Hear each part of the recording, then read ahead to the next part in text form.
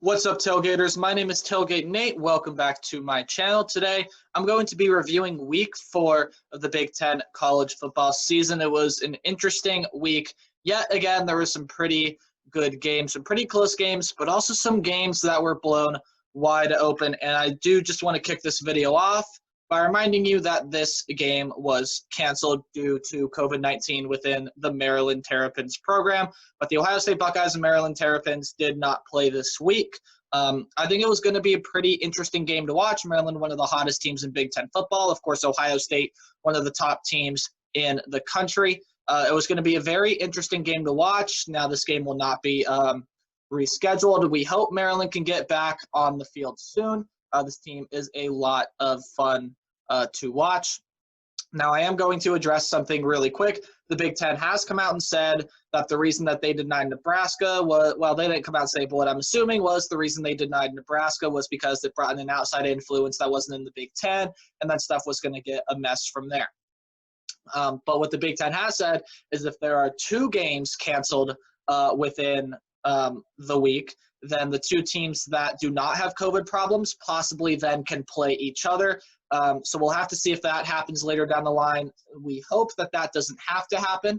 But if that does happen, then that is how that is going to work. But again, this game was not played this week. We're going to take a look at the Friday Night Lights game first. As usual, this game was between the Iowa Hawkeyes and Minnesota Golden Gophers. And Iowa did dominate this game. Your final score was 35-7. In a Minnesota offense that's usually pretty good, just couldn't get a whole lot of scoring going tonight. Yes, they ran the ball. They threw the ball pretty well. Tanner Morgan had kind of an off day, but Ibrahim had a great day. Couldn't just get into the end zone. And this is a Minnesota team that, again, the reason they lost this game was because of the defense. And that's what I said this game was going to come down to, was the defense. And Iowa's rushing attack, probably one of the best in the Big Ten. You look there, Tyler Goodson, Mekhi Sargent combined for over 200 yards and 3 total touchdowns. This Minnesota defense is worrying.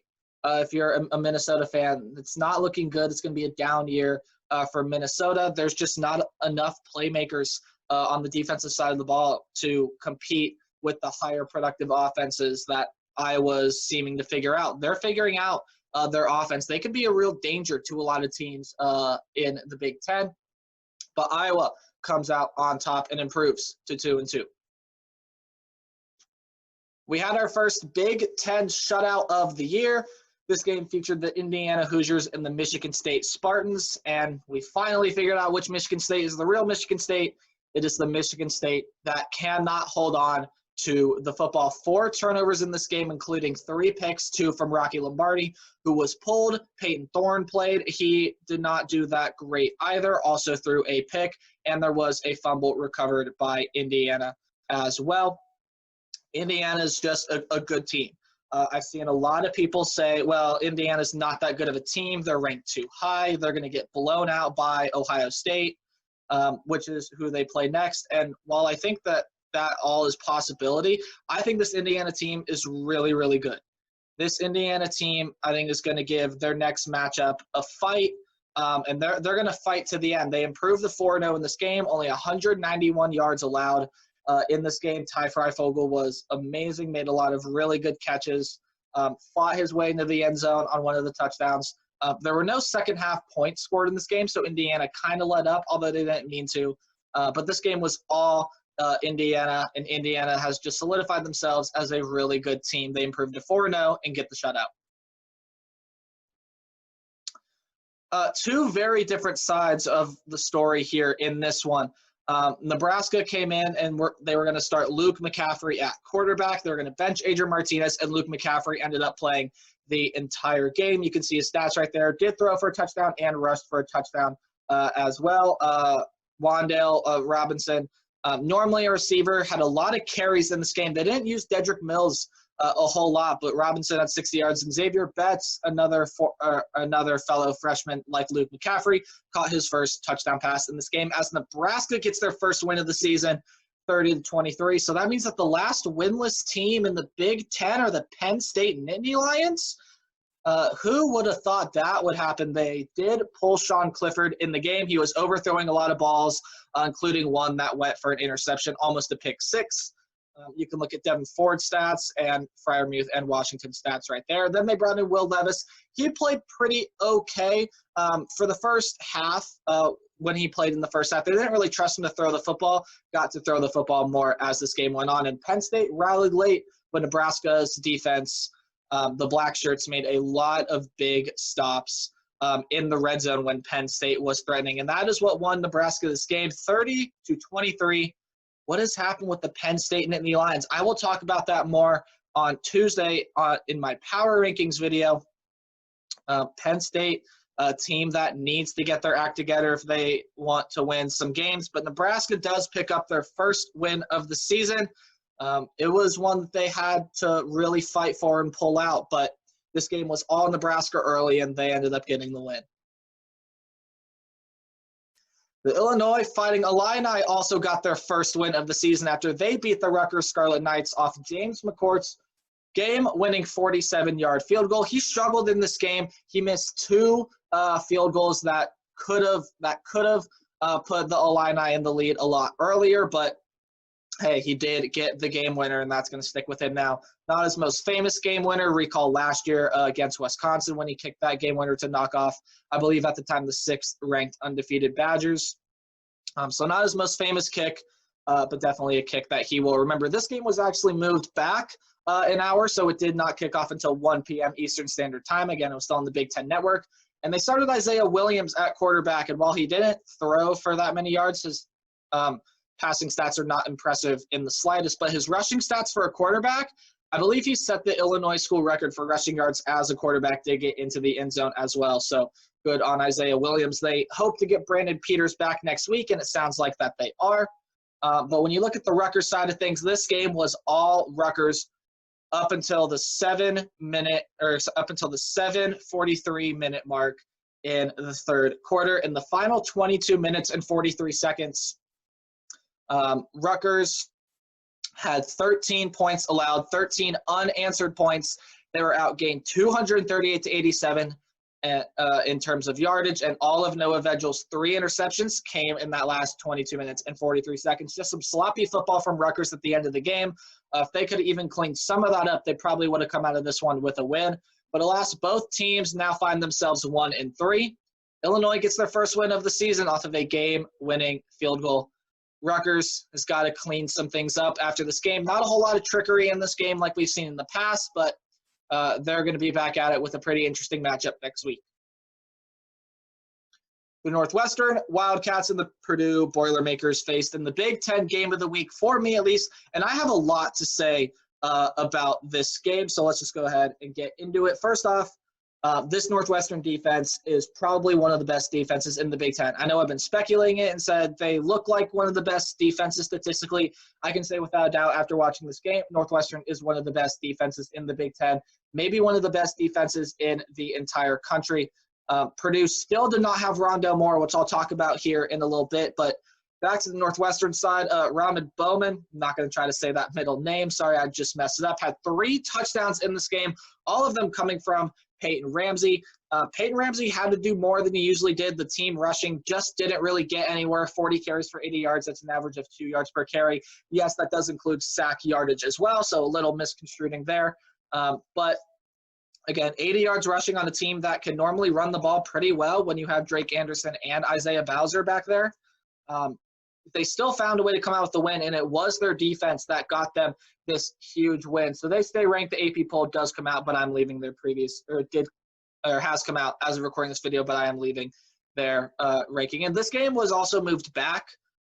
So because the Ohio State-Maryland game got canceled, there was no afternoon game in the Big Ten. So this one got moved back, kicked off at 5 p.m. Eastern Standard Time on the Big Ten Network.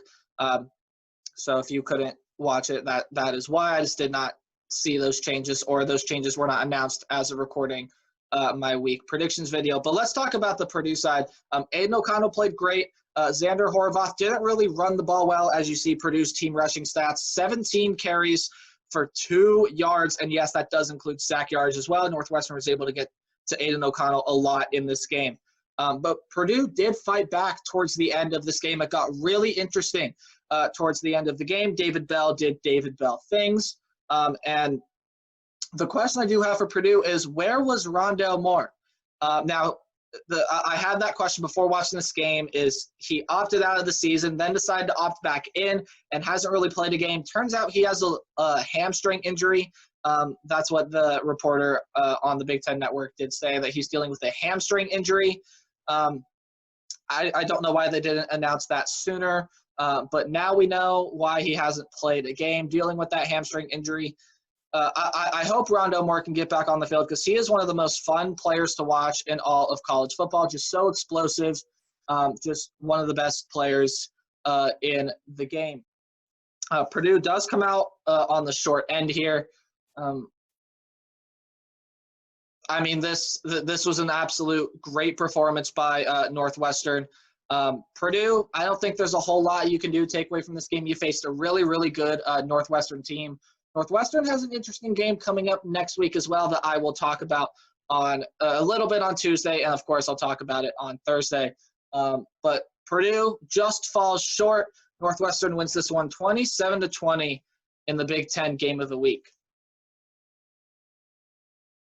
Wisconsin didn't seem to miss a beat after missing 2 weeks. They get back on the field, and they absolutely take it to the Michigan Wolverines. Your final score was 49-11. Joe Milton only threw for 98 yards and had 2 interceptions on his first 2 passes of the game. So Wisconsin jumped out to a huge lead right at the start because of interceptions from Joe Milton. In this game, they were outgained Michigan, talking about, they're outgained 468-219. Their time of possession, or Wisconsin's time of possession, more than doubled what Michigan had. There's not a whole lot of good things you can say about Michigan in this game.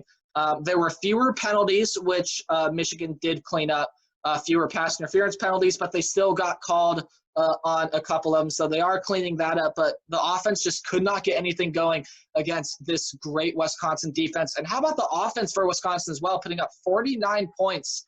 Now, I know this is a Michigan defense that is struggling, but when you look, Graham Mertz did end up playing in this game, got cleared to play. They didn't really need him to do a whole lot, only 127 yards for 2 touchdowns, but that's because their rushing attack was so good in this game.